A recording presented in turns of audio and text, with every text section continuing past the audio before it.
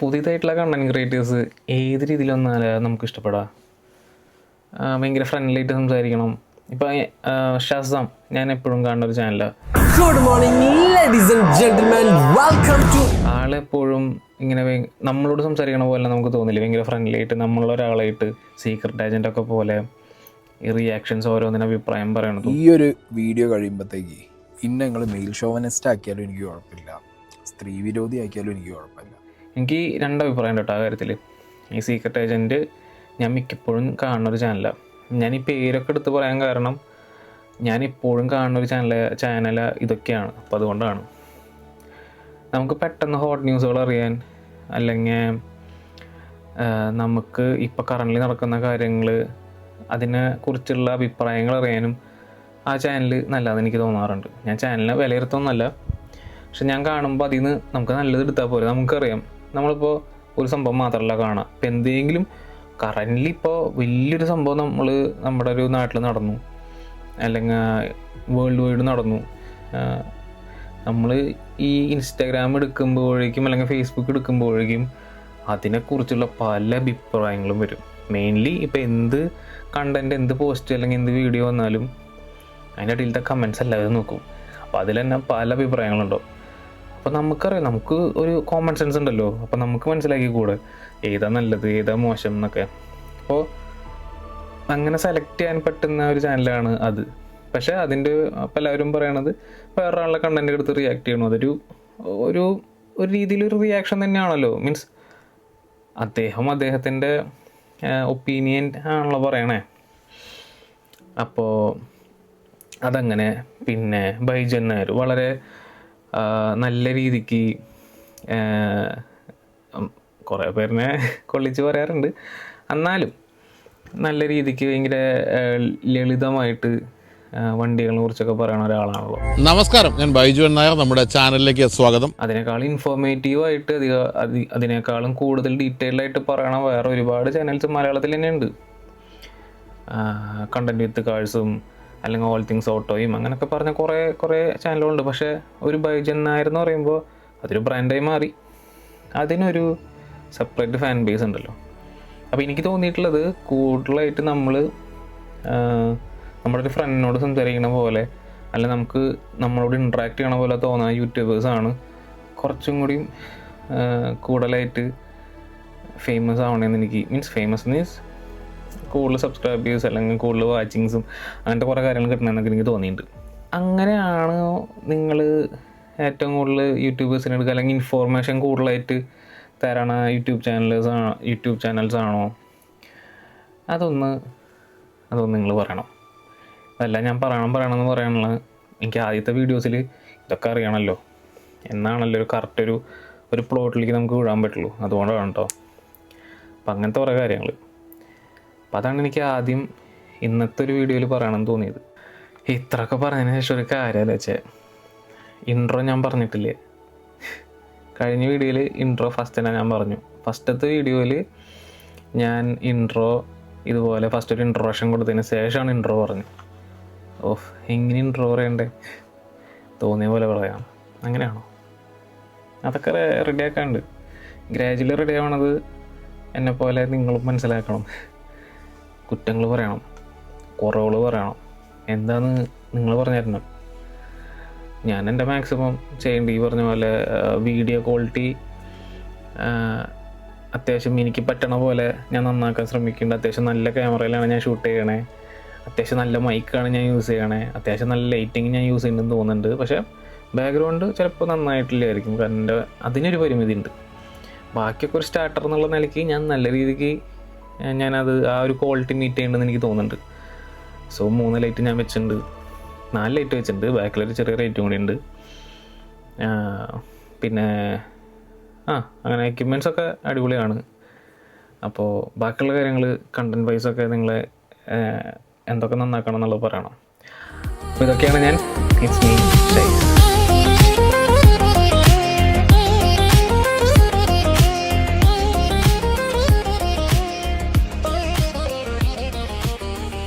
ഞാനിന്ന് പറയാൻ ഉദ്ദേശിച്ച കാര്യം അവാർഡ്സിനെ കുറിച്ചിട്ടായിരുന്നു. നിങ്ങളൊരു ക്രാഫ്റ്റ് വിലയിരുത്തണതും അല്ലെങ്കിൽ ഒരു നടനെ വിലയിരുത്തണതും ഒരു എന്തായിക്കോട്ടെ ഒരു ആർട്ടിസ്റ്റിനെ ആണെങ്കിലോ അങ്ങനെ ആരെങ്കിലും വിലയിരുത്തുന്നത് ഏതെങ്കിലും ഒരു അവാർഡിൻ്റെ അടിസ്ഥാനത്തിലാണോ? നമ്മുടെ നാട്ടിൽ ഇപ്പോൾ കുറേ അവാർഡ്സ് ഉണ്ട്. State award, national award, okay, അതിങ്ങനെ മെയിനായിട്ട് നമ്മുടെ ഗവൺമെൻറ് തരുന്ന അവാർഡ്സാണ്. അതല്ലാണ്ട് ഫിലിം ഫെയർ എന്ന് പറഞ്ഞിട്ടും നമ്മുടെ ഏഷ്യൻറ്റും മഴവില്ലും അങ്ങനെ കുറേ അവാർഡ്സുകളൊക്കെ ഉണ്ട്. അതിനെ ബേസ് ചെയ്തിട്ട് ആരെങ്കിലും ഈ അവാർഡ് കിട്ടിയ കാരണം ഈ ഒരു സിനിമയാണ് ഏറ്റവും ബെസ്റ്റ് എന്ന് ആരെങ്കിലും വിലയിരുത്തും? എനിക്ക് തോന്നുന്നില്ല. കാരണം ഇതിലത്തെ ഏറ്റവും വലിയൊരു പ്രശ്നം എന്താണെന്നറിയോ? ഇപ്പോൾ ഏറ്റവും ബെസ്റ്റ് ഒരു നടന് അവാർഡ് കൊടുക്കും. ഇപ്പോൾ പ്രത്യേകിച്ച് ഇപ്പോൾ പറയുകയാണെങ്കിൽ മമ്മൂക്കയ്ക്കാണ് ബെസ്റ്റ് ആക്ടർ കിട്ടിയിട്ടുള്ളത്. ആ മമ്മൂക്കയ്ക്ക് ബെസ്റ്റ് ആക്ടർ കിട്ടിയപ്പോൾ അതിൽ പറയണ ഒരു സംഭവമുണ്ട്.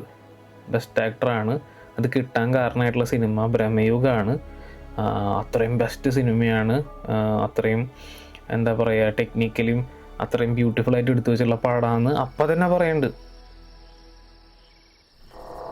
നിനക്ക് 2 തവണ വിധി പണയം വെച്ച് കളിക്കാൻ പറ്റില്ല.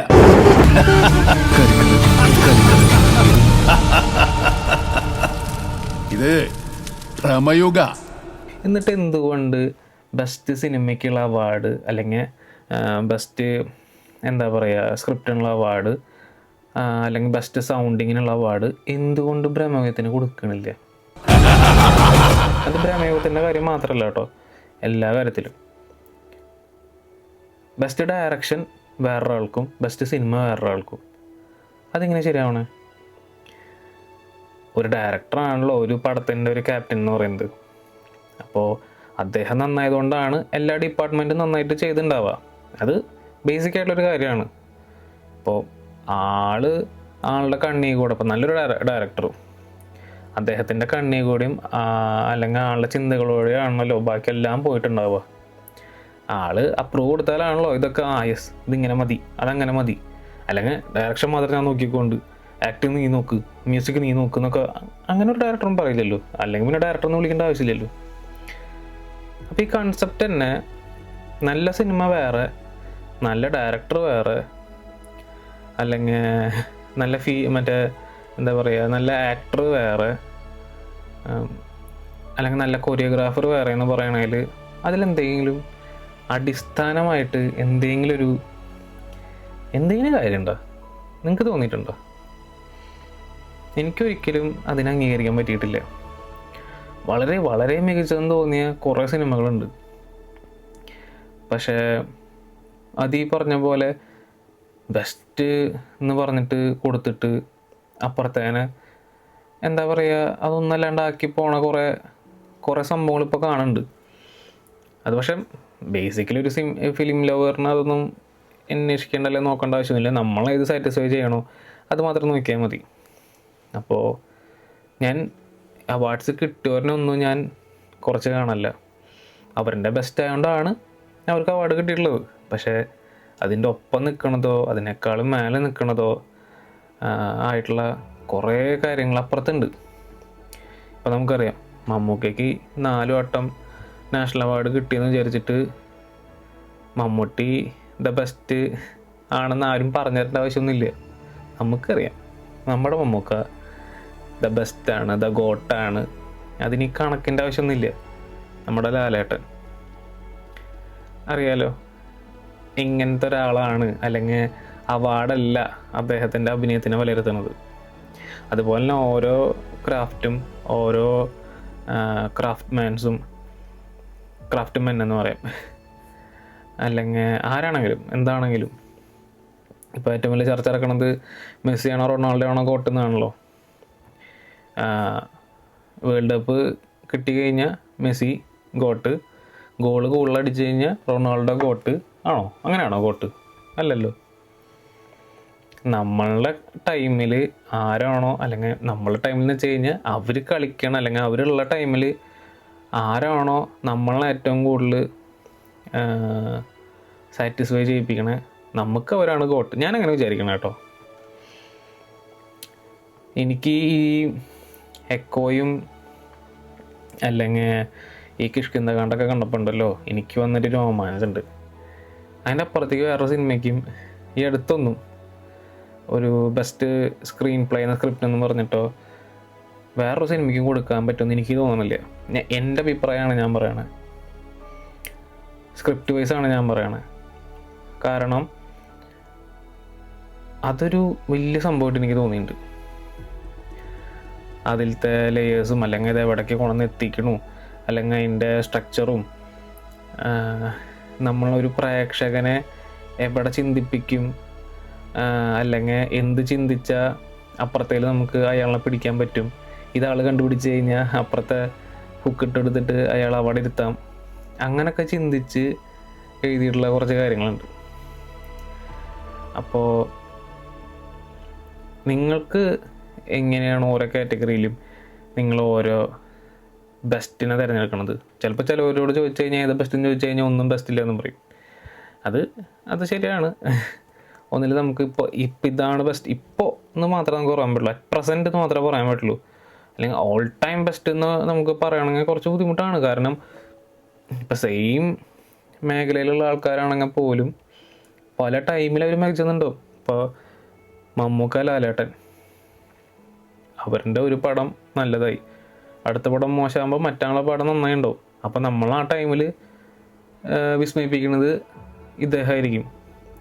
അല്ലെങ്കിൽ ഇദ്ദേഹത്തിൻ്റെ പടം മോശമാകുമ്പോൾ അപ്പുറത്തെ ആളായിരിക്കും ആ ടൈമിൽ നമ്മളെ വിസ്മയിപ്പിക്കണേ അല്ലേ?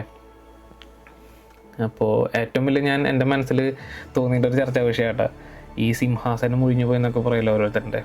സിംഹാസനം ഒഴിഞ്ഞു പോയി എന്ന് പറയുമ്പോൾ അദ്ദേഹം അവിടെ ചെയ്തു വെച്ചിട്ടുണ്ട് കുറച്ച് കാര്യങ്ങൾ. പകരം എന്തായാലും ഒരാളിനെ റീപ്ലേസ് ചെയ്യാൻ പറ്റില്ല, പകരില്ല. അത് ശരിയായിട്ടുള്ള കാര്യമാണ്, പകരില്ല. പക്ഷെ നമുക്ക് പകരം കണ്ടെത്തിയേ പറ്റൂ അല്ലേ? നമുക്ക് ഇപ്പം ഇദ്ദേഹം മരിച്ചു പോയി അല്ലെങ്കിൽ ഇദ്ദേഹം വിരമിച്ചു എന്ന് പറഞ്ഞിട്ട് നമുക്ക് ആ സംഭവം വേണ്ടാന്ന് വയ്ക്കാൻ പറ്റുമോ? ഒരു സിനിമയിൽ ഒരാൾ മരിച്ചു പോയി അല്ലെങ്കിൽ സിനിമ അയാൾ ഇനി തൊട്ട് ചെയ്യണില്ല, നമുക്കത് തിരിച്ച് സിനിമ കാണാണ്ടിരിക്കാൻ പറ്റുമോ? അതിനേക്കാൾ നല്ല പെർഫോമൻസോ അല്ലെങ്കിൽ അതിനേക്കാൾ നല്ല കാര്യങ്ങളുണ്ടാവും അല്ലേ? കുറേ പേര് പറയും പണ്ടത്തെ പോലത്തെ സിനിമകളില്ല, പണ്ടത്തെ പോലത്തെ പാട്ടുകളില്ല, പണ്ടത്തെ പോലത്തെ നടന്മാരില്ല എന്നൊക്കെ പറയും. ഇല്ല, പണ്ടത്തെ പോലെ ഇല്ല. ഇപ്പം ഉണ്ടല്ലോ, പുതിയതുണ്ടല്ലോ. പിന്നെ എന്തിനാ പണ്ടത്തെ? ആ കാലഘട്ടത്തിൽ അവർ നമ്മളെ വിസ്മയിപ്പിച്ചു അന്നത്തെ കാര്യങ്ങൾ വെച്ചിട്ട്. ഇന്നത്തെ കാര്യങ്ങൾ വെച്ചിട്ട് ഇന്നത്തെ ആൾക്കാർ നമ്മളെ വിസ്മയിപ്പിക്കണില്ലേ? നിങ്ങൾക്കൊരു ലോക പോലത്തെ ഒരു പടം കാണുമ്പോൾ, അല്ലെങ്കിൽ നിങ്ങൾക്ക് ഈ പറഞ്ഞ പോലെ ബാഹുബലി പോലത്തെ ഒരു പടം കാണുമ്പോൾ, ഇപ്പോഴത്തെ ഹോട്ട് ടോപ്പിക് ആയിട്ടുള്ള ഒഡീസ പോലത്തെ ഒരു പടം കാണുമ്പോൾ, അല്ലെങ്കിൽ ഒരു കൽക്കി പോലത്തെ ഒരു പടം കാണുമ്പോൾ, അല്ലെങ്കിൽ ഇപ്പോൾ വേണ്ട ഏറ്റവും വലിയ എക്സാമ്പിൾ ഞാൻ പറയണില്ലേ, ഒരു ഒബ്സഷൻ പോലത്തെ ഒരു പടം കാണുമ്പോൾ നിങ്ങൾക്ക് അത് വണ്ടറായിട്ട് തോന്നണില്ല, അല്ലെങ്കിൽ ബെസ്റ്റായിട്ട് തോന്നണില്ല. അപ്പം ആ കാലത്തിൽ പണ്ടത്തെ കാലത്തിലെ കാര്യങ്ങൾ ഇപ്പം ഇല്ല എന്ന് പറയുമ്പോൾ അതൊരിക്കലും ഉണ്ടാവില്ലല്ലോ. അപ്പം അങ്ങനത്തെ ഒരു മിസ്ജഡ്ജ്മെൻറ്റ് കുറേ നടക്കുന്നുണ്ട് ഇല്ലേ? അതെല്ലാ കാലത്തുണ്ടോ? അത് മാറ്റാനൊന്നും പറ്റുന്നില്ല, റീപ്ലേസ് ചെയ്യാൻ പറ്റില്ല ഒന്നിനും. അത് നമുക്കറിയാം, ഒന്നും റീപ്ലേസ് ചെയ്യാൻ പറ്റില്ല. പക്ഷേ നമുക്കതിന് പകരം എന്നല്ലാണ്ട് അതുപോലത്തെ വേറെ സംഭവങ്ങൾ എന്തായാലും നമുക്ക് ഉണ്ടല്ലോ, കിട്ടുമല്ലോ അല്ലേ? ഇപ്പോൾ കുറേ പേര് വന്നിട്ട് കുറേ കാര്യങ്ങൾ ചിലപ്പോൾ ചോദിക്കായിരിക്കാം, അല്ലെങ്കിൽ കുറേ പേരുടെ ഇത് കാണുമ്പോൾ ഉള്ളിൽ കുറേ സംഭവങ്ങൾ ഓടുണ്ടാവും. അപ്പോൾ എനിക്ക് പറയാൻ തോന്നിയ കാര്യം ഇതാട്ടോ, അല്ലാണ്ട് ഞാൻ പറഞ്ഞു വേറെ ഇങ്ങോട്ടേക്ക് പോയി അല്ലേ? ഞാൻ പറയാൻ ഉദ്ദേശിച്ച കാര്യം ഈ സിനിമകളെ കുറിച്ചും അല്ലെങ്കിൽ അവാർഡ്സിനെ കുറിച്ചും ഒന്നും ഒരു സംഭവം കൊടുത്തുകൊണ്ട് അവർ ബെസ്റ്റ് ആവണമെന്നൊന്നുമില്ല, അല്ലെങ്കിൽ ഒരു സംഭവം കൊടുത്തില്ല എന്ന് വിചാരിച്ച് അവർ മോശമാവണമെന്നില്ല. എപ്പോഴും എല്ലാ കാലത്തും നല്ല നടന്മാരും നല്ല സിനിമകളുണ്ടാവും. അല്ലെങ്കിൽ നമുക്കറിയാം, പേഴ്സണലി നമുക്കറിയാം ഏതാണ് നല്ലതെന്നുള്ളത് നമുക്ക് തന്നെ ചൂസ് ചെയ്യാൻ അറിയാം. അപ്പോൾ ഒരാൾക്ക് ബാക്കിയുള്ളവർക്ക് ഇഷ്ടപ്പെട്ട നമുക്ക് ഇഷ്ടപ്പെടണമെന്നില്ല. അപ്പോൾ അങ്ങനത്തെ കുറച്ച് കാര്യങ്ങൾ അവാർഡ്സൊക്കെ കണ്ടപ്പോൾ എനിക്ക് തോന്നി.